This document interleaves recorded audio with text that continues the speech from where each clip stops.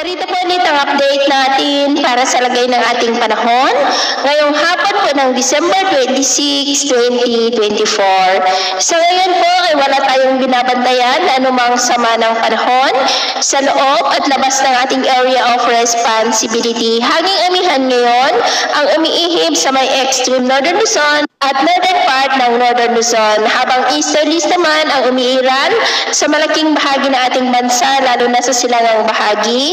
At meron pa rin pong intertropical convergence zone na nag-i-extend po sa may Mindanao.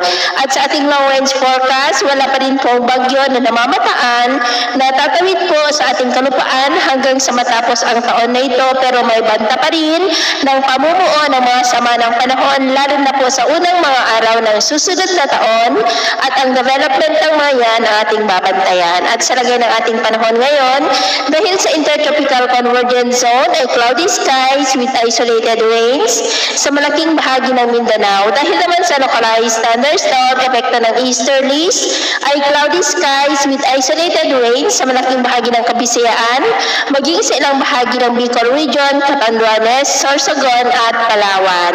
At dahil naman sa amihan ay cloudy skies with isolated rains dito po sa may northern Luzon at ilang bahagi ng central Luzon, at mamayang gabi posible pa rin ang mga isolated rains sa ilang bahagi ng Mindanao, ilang bahagi ng Kabisayaan, northern Luzon, ilang bahagi ng central Luzon at ilang bahagi ng Camarines provinces.